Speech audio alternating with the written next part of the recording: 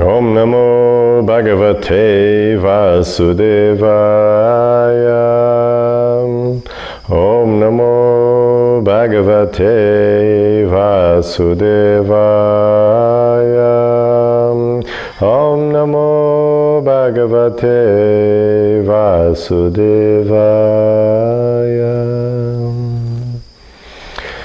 Srimad Bhagavatam ki jai, Srila Prabhupada ki jai, Namo Vishnu Padakshni Bhute Srimati Hridayananda Das Goswamiti Namine Namaste Guru Sai Pranamita Se Prabhupada Pravodaya Dusta Siddhantana Sine.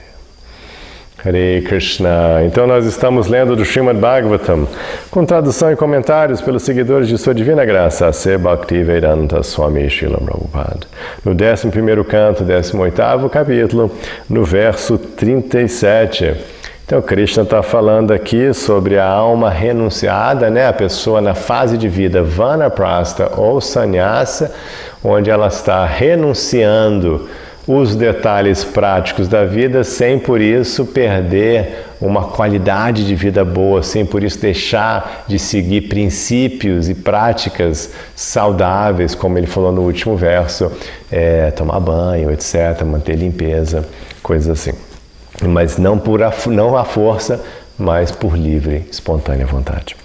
E aqui então o verso 37 começa assim: Nahitasya vikalpakya yachamad vikshaya hatam adehantat kvachit kyatis tata sampadyate mayam. Não, ri de certo. Tasya, para a pessoa realizada. Vikalpa, de algo separado de Krishna. Akya, percepção.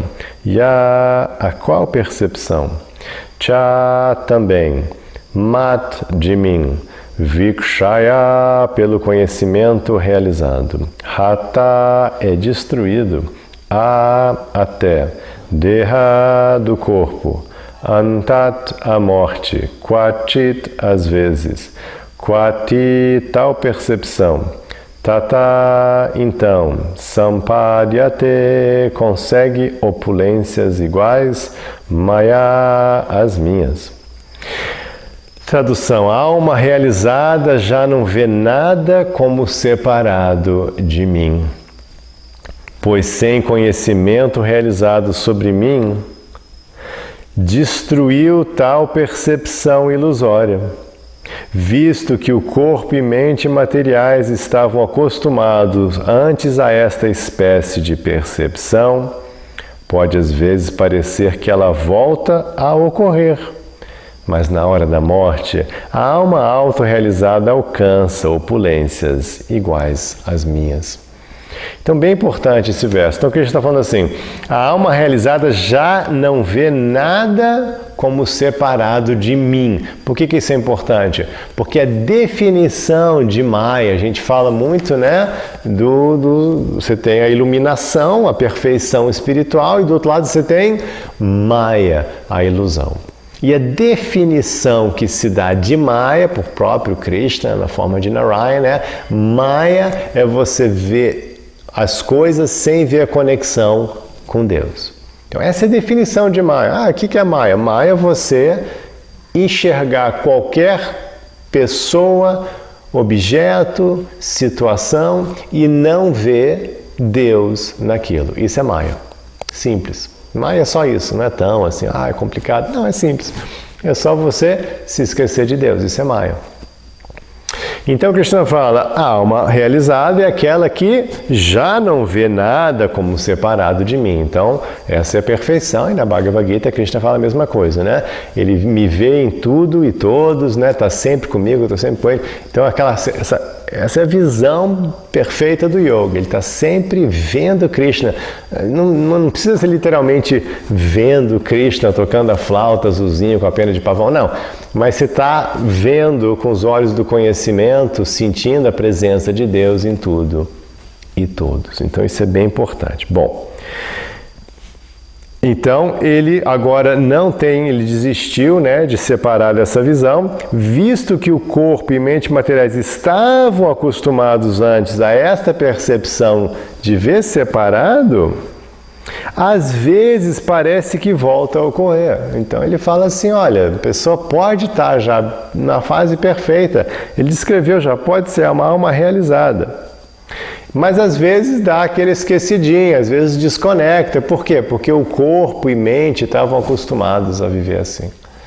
Então, por força do condicionamento, a gente é arrastado de volta à nossa maiazinha. Mas não dura muito, aí logo você... Ah, sim, claro. Sim, aí você... Mas ele promete assim. Mas na hora da morte, essa alma auto-realizada alcança opulências iguais a mim. Ou seja, então... Quando, na hora da morte, aí não, com certeza ela vai lembrar. Então é assim, você pode até dar aquela esquecidinha, tudo bem, é natural, o Krishna está falando, isso é uma boa notícia para você que está aí, basicamente consciente de Krishna, basicamente sempre pensando em Deus, mas naturalmente não a cada segundo, né? Às vezes você realmente está lá e não pensou, e deu aquela esquecidinha, mas aí qualquer coisa, opa, Krishna, qualquer coisa, opa, lembrou, Krishna toda hora, e certamente o que a gente fala, no momento da morte, vai ser um desses momentos que pode deixar que eu vou te dar um sacode lá e você vai se lembrar de mim. E aí ele usa essa expressão, né? Vai alcançar opulências iguais às minhas, ou seja, a pessoa vai, conseguir toda a perfeição da vida, enfim, vai atingir a morada de Deus, vai atingir a sua forma transcendental, enfim, tudo vai ficar perfeito. Verso 38. Quem é desapegado do gozo dos sentidos, sabendo que seu resultado é miserável, e deseja a perfeição espiritual, mas não analisou com seriedade o processo para me alcançar, deve se aproximar de um mestre espiritual autêntico e erudito. Então aqui é um verso importante também, onde Krishna, como ele faz no verso 34 do capítulo 4 da Bhagavad Gita, ele dá a instrução com a bula, ou seja, o remédio, aqui no caso o Uddhava Gita, vem com a bula. Remédio Bhagavad Gita vem com a bula também. Que a bula é o seguinte, procure um mestre espiritual. A gente deve ter, mesmo tendo acesso ao conhecimento original, ainda assim a gente precisa procurar alguém que está mais avançado. A gente precisa de um mestre espiritual que vai explicar, que vai guiar, que vai mostrar pela sua vida como que faz, que vai tirar suas dúvidas, que vai te inspirar, que vai te conduzir no caminho, que vai te ajudar a entender o que é importante, o que não é, o que pode esperar, o que não pode, entendeu? Então, são muitos detalhes. E daí é importante você ter o professor. É meio óbvio. Por exemplo, ninguém dá diploma de medicina para alguém que só pega os livros de medicina. Tem todos os livros de medicina. A princípio, você poderia comprar os livros todos que eles usam no curso de medicina e você fica lá em casa, estuda e agora eu sou médico. Eu podia ser assim, advocacia também, você está lá direito, você estuda todos os livros de direito, você vai lá, contabilidade, Mas, no entanto, a gente tem universidades, e mesmo se é à distância ou é presencial, mas tem o professor explicando um texto. Ele tem um livro lá, pessoal, a gente vai estudar esse livro aqui no curso, aqui, não é? No semestre, a gente vai estudar esse livro aqui. Mas ainda tendo o livro, você tem um professor. Então isso é normal, Nossa vida toda a gente teve esse processo de ser ensinado com o professor. Apesar de ter acesso ao conhecimento. Então assim também vale para a vida espiritual. Só acesso ao conhecimento não basta. A gente deve procurar um professor e quanto melhor é o professor, mais fácil vai ser o aprendizado, ele vai te dar sacadas e detalhes o caminho das pedras para você entender mais fácil. Então facilita demais. E, portanto, é realmente importante e sempre foi feito assim, mesmo Krishna falando direto para Uddhava, mesmo Krishna falando direto para Arjuna, ainda assim ele fala para eles, procurem um mestre espiritual. Imagina, o próprio Deus na frente deles, não deixa de procurar um mestre espiritual para te explicar tudo isso direito. Verso 39. Até que tenha realizado claramente o conhecimento espiritual, o devoto deve continuar com grande fé e respeito e livre de inveja a prestar serviço pessoal ao Guru, que não é diferente de mim. Então aqui ele indica, olha, você deve procurar esse Guru e você deve então ficar próximo dele ou dela, até que você consiga realização clara, você tem assim um domínio claro, você vai saber quando você tem, até que você consiga claramente dominar o conhecimento espiritual. Então a gente não deve ser precoce, correr, achar que já deu.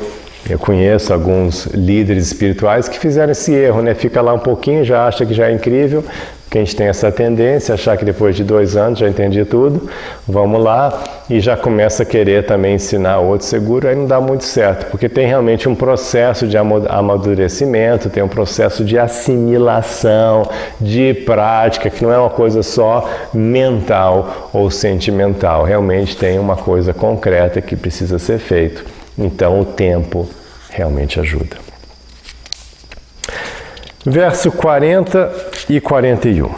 Quem não controlou as 6 formas de ilusão, aqui descritas como luxúria, ira, cobiça, excitação, orgulho falso e intoxicação, cuja inteligência, o líder dos sentidos, está extremamente apegada a coisas materiais, que é desprovido de conhecimento e desapego, que adota a ordem de sannyasa para ganhar a vida, que renega os semideuses adoráveis, o próprio eu e o Senhor Supremo dentro de si mesmo, arruinando desse modo todos os princípios religiosos, e que ainda está infectado pela contaminação material, desvia-se e se perde tanto nesta quanto na próxima vida. Então, aqui uma alerta pesada de Krishna, chegando ao final desse capítulo,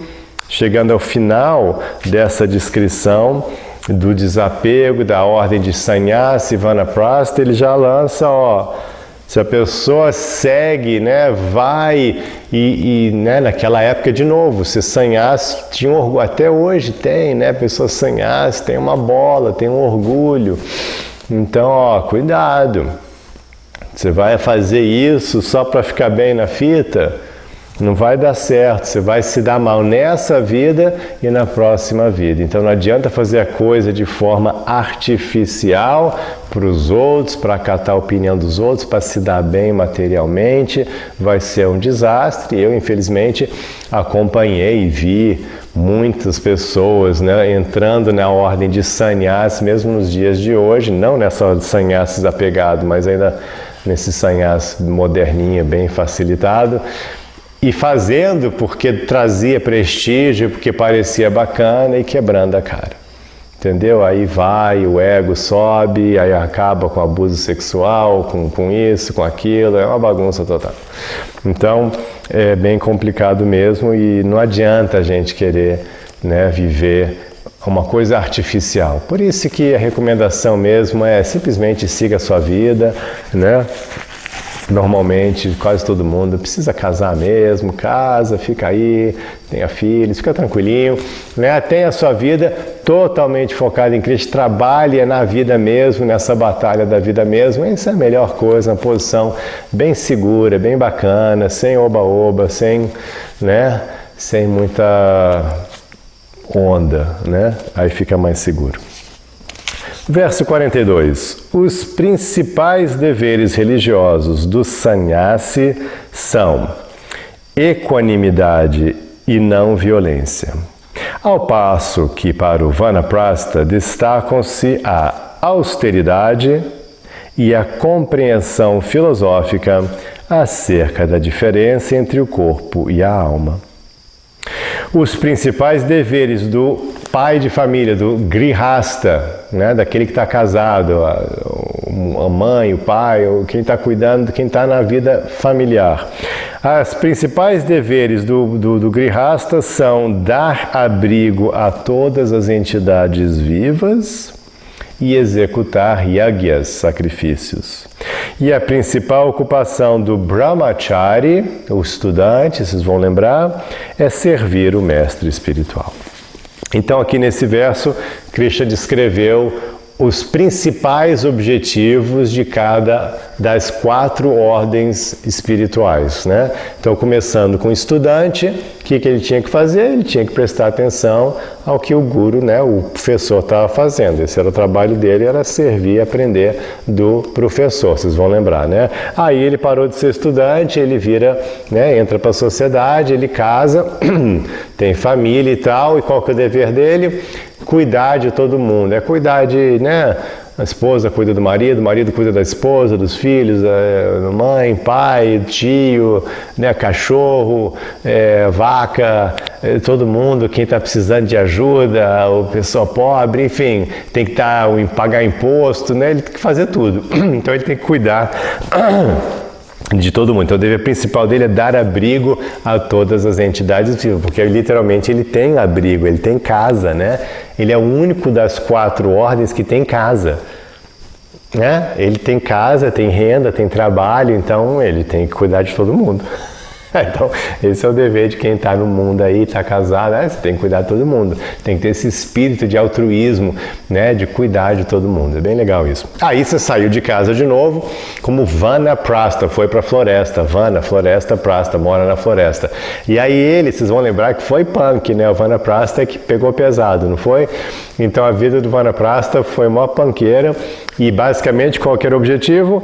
Desapego do corpo e da alma e compreensão filosófica, ou seja, estudar, compreender, avançar na compreensão e estudo espiritual, mas basicamente, né, a gente viu que o foco era austeridades extremas para a pessoa completamente desligar do corpo. E aí, como sannyas, aí é equanimidade e não violência. Lembra que ele tinha que praticar equanimidade, tipo, o que vier veio, comida boa, ruim, lugar bom, ruim. O que vier veio e se aguenta e tudo bem, deixa para lá. Então, equanimidade, que é um marco, né, do avanço espiritual. E não violência, ou seja, não vai fazer nada para incomodar, chatear, machucar nada, ninguém, nenhum ser vivo. Então, é uma situação bem de desligamento da matéria mesmo, assim, onde você, o que vier veio, eu não quero chatear, incomodar ninguém. Pronto, só isso que eu estou fazendo. Então é legal esse verso, né? Resumiu bem as 4 ordens, os 4 ashramas. Verso 43. O grihasta deve aproximar-se de sua esposa para se ocupar na prática sexual só no momento prescrito e com o propósito de gerar filhos. Do contrário, o pai de família, o grihasta, deve praticar celibato, austeridade, limpeza da mente e do corpo, satisfação em sua posição natural e amizade para com todas as entidades vivas. Entretanto, todos os seres vivos, a despeito de suas divisões sociais ou profissionais, devem me adorar. Bom, então agora ele fala que esse grihasta, ele deve, né, praticar, o que eles falam assim, o sexo no momento prescrito. O que quer dizer isso? Basicamente, a regra, se você for olhar nos outros textos, aqui não entra, Bhagavatam é um texto mais elevado, não dá os detalhes, mas os detalhes eram que não podia ter sexo durante a menstruação da mulher. Essa é a única restrição real. E claro, se você vai ter sexo, né, você tem que estar pronto para ter filhos, porque, enfim, é um resultado natural e não dá para evitar tanto. Você vê que todo mundo tenta evitar aí, pessoas que não querem de jeito nenhum ter filhos e têm filhos, né? Porque, enfim, é um ato reprodutivo, né? Por isso que a gente fala, deve ser feito só dentro do grihasta ashram, já dentro de uma união sagrada, porque senão é essa bagunça que a gente vê aí com, né, filhos, né, enfim, não planejados, assim, para torta e esquerda, que traz grande dificuldade, especialmente para a mãe, que acaba se tornando uma mãe solo no processo, né? Então é isso que deve fazer. Bom, e se não fizer isso, então celibato, ou seja, não pode ter amantes, não pode sair por aí, né? Então ele fala assim, ou você fica lá, ou você faz sexo com sua mulher, ou você não faz sexo. Então é um pedido bem normal, assim, bem óbvio. E Aí ele fala, mas olha, não... aí de novo ele fala, você tem que de novo ter amizade para todas as entidades vivas, né? Aceitar e trabalhar e ser amigo de todos, servir o mundo, né? Servir todo mundo. Aí ele fala, olha, todos os seres vivos, não importa nem que espécie, nem muito menos divisão social, que varna que é, que acham que é, não importa, todo mundo, ele resume, deve me adorar. Então isso é uma ordem geral, né? Deus está falando, todo mundo deve ser devoto de Deus, né? O Upasana. Verso 44. Quem me adora através de seu dever prescrito, através de seu Dharma, sem ter nenhum outro objeto de adoração, e permanece consciente de que eu estou presente em todas as entidades vivas, alcança serviço devocional inabalável a mim, Mad Bhaktim. Olha que verso bonito. Então, Krishna fala, aquele, né, que está lá focado, Swadharma, é o que eu estou sempre falando, né? Aquele que está ocupado no seu Dharma, Swadharma. Seu Dharma, literalmente Swa, né? Em português ficou seu Dharma. Então aquele que está ocupado em seu Dharma, ele me adora através de seu Dharma. Isso que a gente sempre está falando, essa é a perfeição do yoga, essa é a beleza do yoga. Você vai adorar Deus, não é no altar somente, não é acendendo incenso, não é fazendo só uma oração, uma peregrinação, não, tudo bem, isso é legal. Mas você vai adorar Deus, Swadharma, através da execução do seu Dharma. Esse é o foco todo. Essa é a beleza toda do yoga, tudo ficou mais fácil, facilitou, né? Desmistifica a vida espiritual. A vida espiritual é você cumprir seus dharmas como uma forma de adorar a Deus. Muito legal, né? Então essa pessoa faz isso sem ter nenhum outro objeto de adoração. Todas as tradições teístas falam isso. As pessoas me perguntam, mas está errado adorar Shiva e Ganesha? Eu falei, errado. Talvez não é, mas não é inteligente, não tem sentido. Não é esse o objetivo último. Tanto aqui na Uddhava Gita, na Bhagavad Gita, na Bíblia, todo lugar você vai ver a mim, exclusivamente a mim, porque Deus é tudo. Não era toda a ideia você entender que Deus é tudo e Deus está em todos e tudo está em Deus? Para que você vai adorar uma outra entidade que nada mais é do que uma manifestação, um servo de Deus ou alguma coisa que veio de Deus, e Deus é que deu o poder. Para que você vai? Se não, vai na fonte. Essa é a ideia. Não tem nada contra o semideus, não é que você não... não, se você vai adorar Shiva, vai para o inferno. Não é nada disso, não é essa onda. Do yoga não tem essa onda. Adorar Shiva, Ganesha, uma banana, fica à vontade. Mas é a melhor coisa? Não. É a coisa mais inteligente? Não faz sentido. Porque para que você vai adorar qualquer outro senão o próprio Deus? Entendeu? Então você adora diretamente a Deus porque aí toda a sua energia está focada mesmo na realidade. Você entendeu que tudo está ligado a Deus. Você está sempre pensando em Deus. Então é impossível para um yogi, na verdade, adorar o outro. Você não consegue adorar outro Shiva, Ganesha, porque você está vendo Deus, é porque você já, né? Esse tipo, quase que você... Não, peraí, não tem sentido eu adorar você porque eu estou pensando no outro. Entendeu? Não tem sentido, porque você já está vendo que aquilo ali é incompleto. Então você entende que tudo realmente é Deus. Então essa exclusividade, isso faz parte do avanço espiritual, de você entender, não, realmente tudo é só com Deus mesmo. Então, Mad Bhaktim. Então, essa pessoa alcança, né, esse Dridam, esse Bhakti que é duro, que é fixo, inabalável, é fixo, Dridam. Então, ele alcança essa perfeição de devocional. Verso 45. Meu querido Uddhava, eu sou o Senhor Supremo de todos os mundos e crio e destruo este universo, sendo sua causa última. Sou assim a verdade absoluta. E quem me adora através do serviço devocional infalível vem a mim. Então aqui já é um típico, né? Está fechando, a gente está chegando no final do capítulo, ele está fechando o capítulo já assim com palavras bem fortes, bem claras, né? Voltando ao tema puramente espiritual, né? Da posição dele e que ele é a causa última de tudo e, portanto, quem está focado nele, né? Não tem que mais nascer aqui no mundo. Verso 46. Desse modo, aquele que purificou sua existência mediante a execução de seus dharmas, que compreende plenamente minha posição suprema e que é dotado de conhecimento escritural e realizado, muito em breve me alcança. É isso, é muito simples, né? Você está dedicado, focado no aqui e agora, seus dharmas, você faz esses seus dharmas, mas você entende a posição suprema de Deus, você tem o conhecimento espiritual vindo das Escrituras, da natureza, da alma de Deus, do mundo, da posição de Deus, do amor, da devoção. Você entendeu tudo. Então, focado claramente, nitidamente, calmamente focado nisso, aí, muito em breve você vai alcançar Deus. É muito simples. Verso 47. Aqueles que são seguidores deste sistema Varnashrama aceitam os princípios religiosos, os dharmas, segundo as tradições autorizadas do comportamento adequado.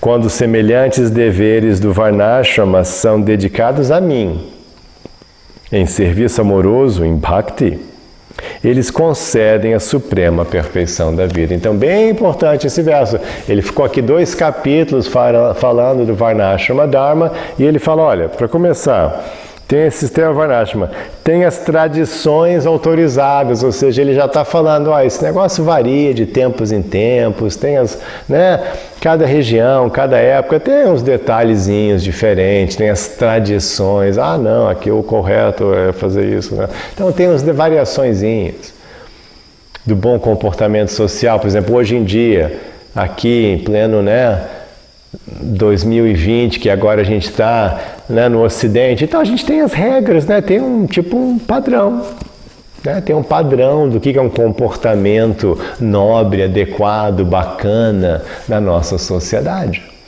que não é exatamente igual ao padrão que tinha 5.000 anos atrás, ou sequer o padrão que tinha 100 anos atrás. Mudou, né? Então tem um padrão, e tem um padrão no Ocidente que é um pouquinho diferente do padrão que tem de repente, sabe, na Ásia, tem umas diferenças. Mas basicamente tem um padrão do comportamento nobre, bacana, legal, e se você então seguir esse seu Dharma, né, ser uma boa pessoa, de novo, os detalhes não importam, mas você é uma boa pessoa, uma pessoa correta, bacana, dhármica, cultivando o bem-estar, amigo de todos, etc., rimsa, as coisas básicas, universalmente aceitas. E você faz isso como uma oferenda a mim. Aí sim você logo vai alcançar a perfeição suprema da vida. Então isso é yoga resumido por Krishna. Agora o último verso, verso 48. Meu querido e santo Uddhava, acabei de descrever-te, assim como perguntaste, o meio pelo qual o meu devoto, perfeitamente ocupado em seu Dharma, pode voltar a mim, a suprema personalidade de Deus. Que bacana, né? Muito legal. Então assim a gente encerrou esse capítulo. E assim a gente encerrou esses 2 capítulos sobre o Varnashrama Dharma. E você viu que é importante mesmo, né? Tinha várias regras que a gente não vai seguir, a gente não teve vida de Brahmachari, a gente não vai ter vida de Vanaprastha, né? Do jeito que foi descrito aqui, a gente não vai ter vida de Sannyas. Então, basicamente, a gente vai seguir o Dharma de Grihastha, né? Sendo amigo de todos, tentando abrigar todo mundo, ajudar os necessitados, ser uma boa pessoa, uma fonte de luz, amoroso, benevolente, mas sempre fazendo todo o nosso Dharma como uma maneira de adorar Deus, exclusivamente focado nele, vendo ele em tudo e todos, sempre pensando nele, em consciência de Krishna. Então é isso, que Krishna abençoe vocês com muita consciência de Krishna e com muita força para seguir seu Dharma como uma oferenda a Krishna. Hare Krishna.